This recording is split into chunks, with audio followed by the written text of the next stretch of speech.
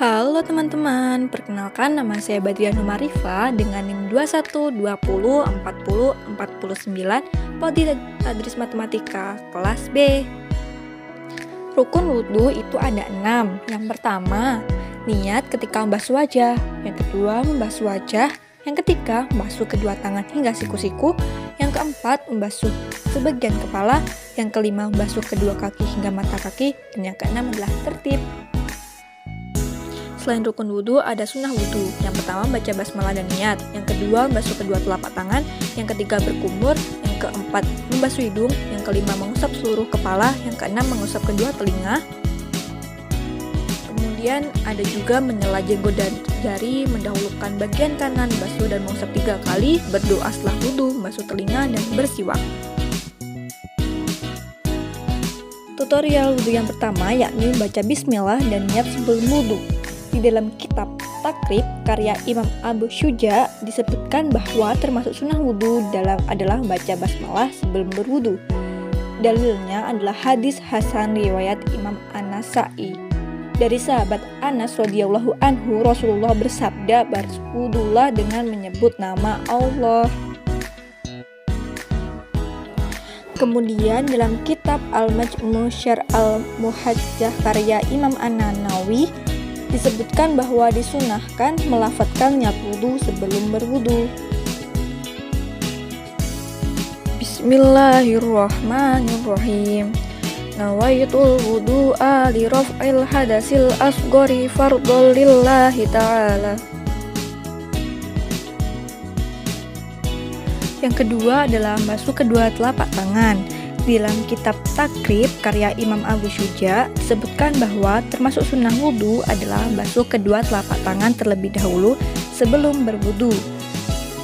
Hadisnya dari sahabat Abu Hurairah radhiyallahu anhu, dari Nabi SAW, beliau bersabda, jika salah satu dari kalian bangun dari tidur, maka janganlah masukkan kedua tangan ke dalam wadah air hingga dia mencuci terlebih dahulu, sebab dia tidak tahu di mana tangannya tadi malam.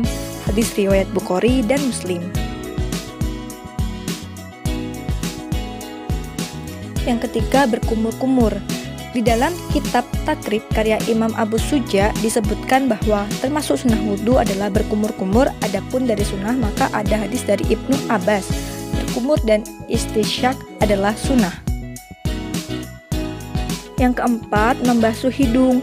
Dalam Takrib karya Imam Abu Syuja disebutkan bahwa termasuk sunnah wudhu adalah menghirup air ke dalam hidung atau yang disebut dengan istinsyak. Dalilnya adalah hadis syahih riwayat Imam Bukhari dan Muslim. Dari Humron bahwa Utsman radhiyallahu anhu meminta air wudhu, lalu berkumur-kumur dan menghirup air dengan hidung dan menghembuskannya keluar. Kemudian Utsman berkata, saya melihat Rasulullah SAW berwudhu seperti wudhuku ini. Hadis riwayat Bukhari dan Muslim. Yang kelima adalah membasuh wajah sembari dengan niat. Batasan wajah adalah bagian atas kening, tempat tumbuhnya rambut sampai bagian dagu. Bagi yang mempunyai jenggot tipis wajib meletakkan air ke bagian luar dan dalam jenggot. Namun jika jenggotnya cukup lebat, bagian luarnya saja yang terkena air. Kemudian bagian telinga kanan sampai dengan telinga kiri. Itu semua harus terkena basuhan air.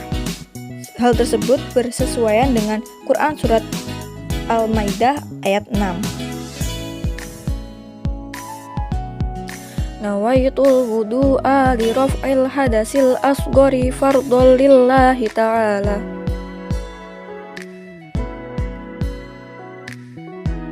Yang keenam, membasuh kedua tangan hingga siku. Tidak ada aturan khusus cara membasuhnya. Boleh dari ujung jari kemudian ke arah siku ataupun juga sebaliknya, dari siku menuju ujung jari tangan. Yang terpenting adalah meletakkan air pada kedua tangan. Hal ini bersesuaian dengan Quran surat Al-Maidah ayat 6 yang artinya, hai orang-orang yang beriman, apabila kamu hendak mengerjakan sholat, maka basuhlah wajahmu dan tanganmu sampai dengan siku, dan usaplah kepalamu dan basuhlah kakimu sampai kedua mata kaki.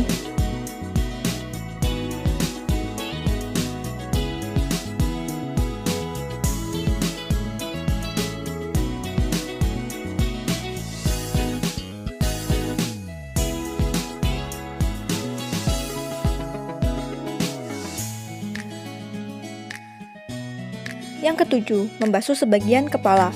Para ulama Syafi'iyah membolehkan usapan sebagian kepala walaupun hanya beberapa rambut saja yang kena usapan. Tidak harus semua kepala diusap semua.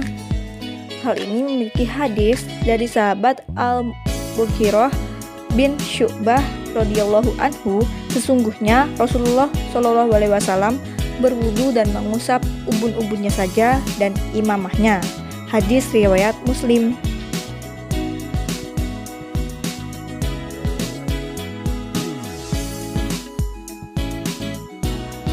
Yang kedelapan, membasuh kedua telinga.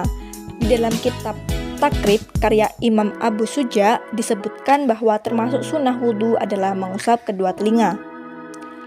Hal ini memiliki hadis dari Ibnu Abbas bahwa Nabi Shallallahu alaihi wasallam mengusap kepala dan dua telinganya. Beliau memasukkan dua jari telunjuk ke bagian dalam daun telinga, sedangkan kedua jempolnya bagian luar daun telinga. Beliau mengusap sisi luar dan dalam telinga. Hadis riwayat Ibnu Majah.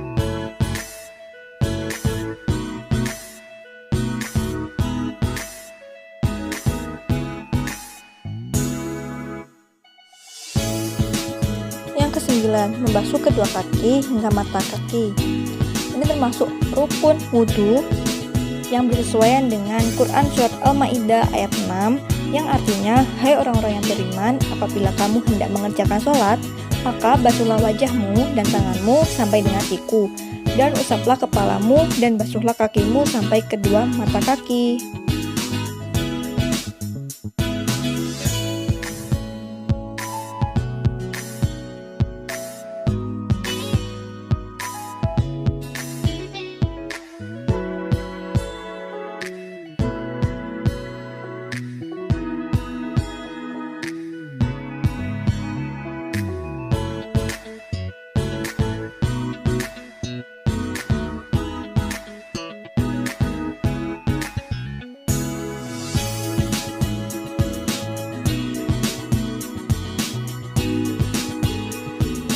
Yang ke-10 adalah membaca doa setelah wudhu.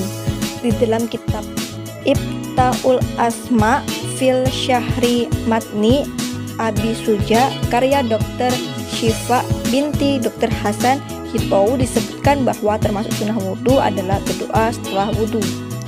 Dari Umar, ia berkata, Rasulullah SAW bersabda, siapapun di antara kalian yang berwudu dan menyempurnakan wudunya lalu membaca asyhadu alla ilaha illallah wahdahu la syarikalah wa asyhadu anna Muhammadan abduhu wa rasuluh, pasti akan dibukakan baginya pintu-pintu surga. Hadis riwayat Muslim dan Tirmizi.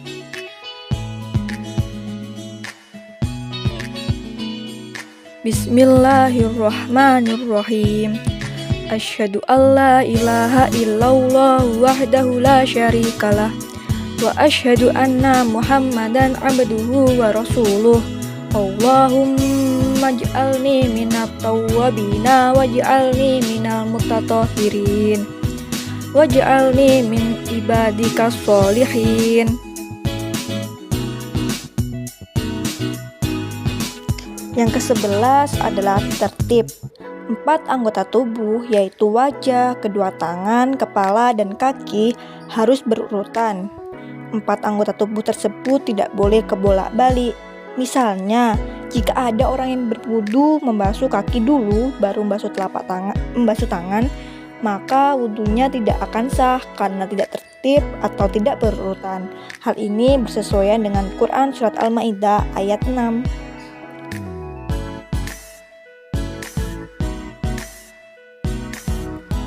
Hal-hal yang membatalkan wudhu. Yang pertama adalah sesuatu yang keluar dari kemaluan. Di dalam kitab Takrib karya Imam Abu Suja disebutkan bahwa yang termasuk membatalkan wudhu adalah apapun yang keluar dari dua kemaluan, kubul dan dubur. Dan yang keluar itu bisa apa saja, termasuk benda cair seperti air kencing, air mani, wadi, madzi, darah, nanah atau cairan apapun, juga bisa berupa benda padat seperti kotoran manusia, batu ginjal, batu akik, cacing, dan lainnya. dan termasuk juga najis yang wujudnya berupa benda gas seperti kentut.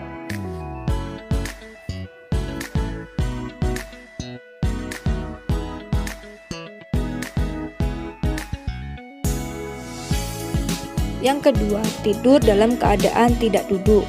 Di dalam kitab Takrib karya Imam Abu Syuja disebutkan bahwa yang termasuk membatalkan wudhu adalah tidur dalam keadaan tidak menempatkan bokong atau pantat ke lantai.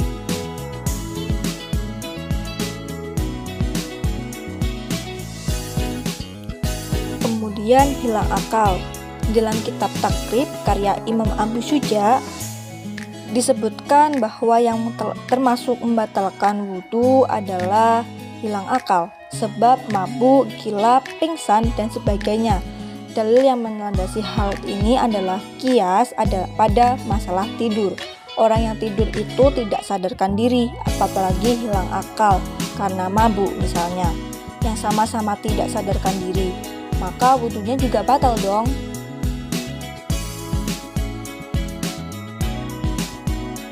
Sentuhan kulit yang bukan mahram. Dalam kitab Takrib karya Imam Abu Syuja disebutkan bahwa yang telah termasuk membatalkan wudhu adalah sentuhan kulit antara pria dan wanita yang bukan mahram.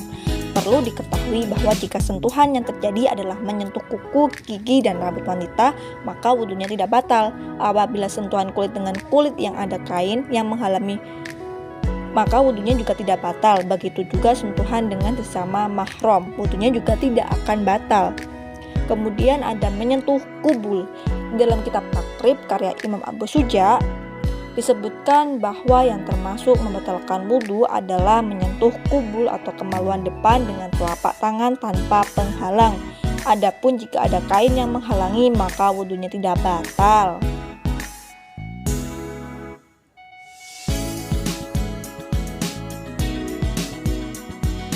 Terima kasih sudah mendengarkan. Sampai jumpa.